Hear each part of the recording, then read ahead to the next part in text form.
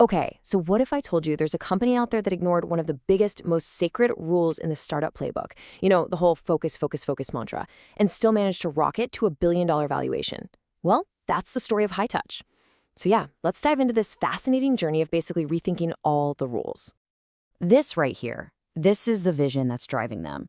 It's not just about, sending another generic email blast. It's about creating a truly unique, totally personalized marketing experience for every single person. It's a kind of dream that companies like Airbnb have been chasing for years. And Hightouch, they're on a mission to make it a reality for everyone. So how are they even trying to pull this off? Well, they're building something they call an agentic marketer. Think of it like this. It's an AI agent. A marketer just tells it a goal, like, hey, let's upsell our leggings customers on water bottles. Then the AI just goes to work. It analyzes all the data to create the perfect, tailor-made campaigns for each individual. It is a massive, incredibly ambitious goal.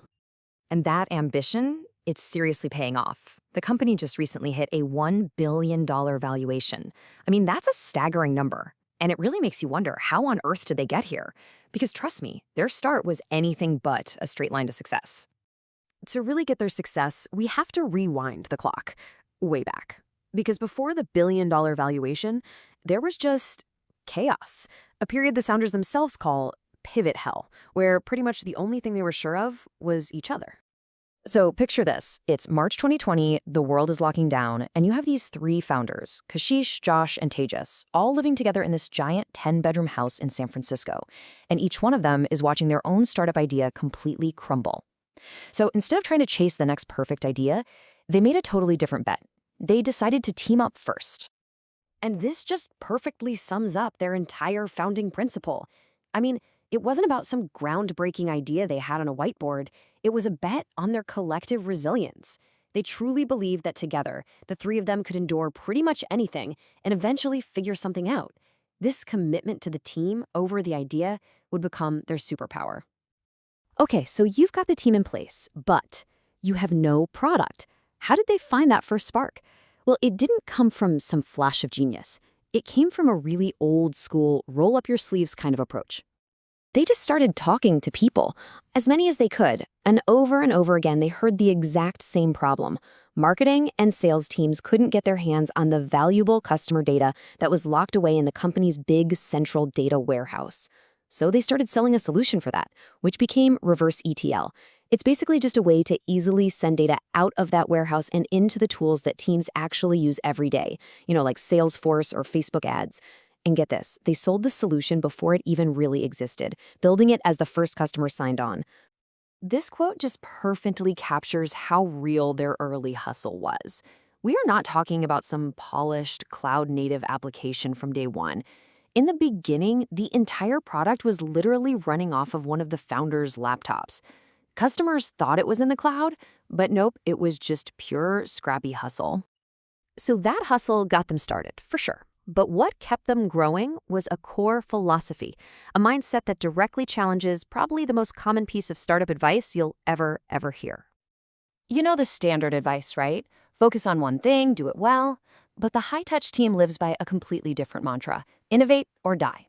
Even when their main business was growing like crazy, they believed that if they didn't constantly search for the next big thing, someone else would eventually come along and eat their lunch.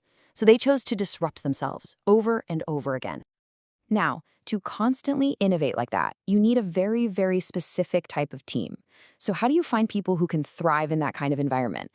Folks who are amazing problem solvers, but also have a really strong business sense.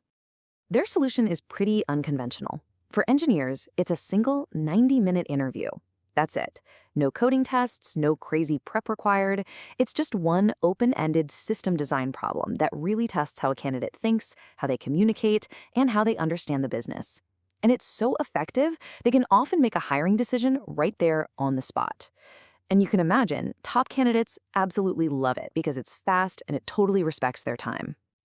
But even with a killer team, the founder journey is an absolute emotional roller coaster.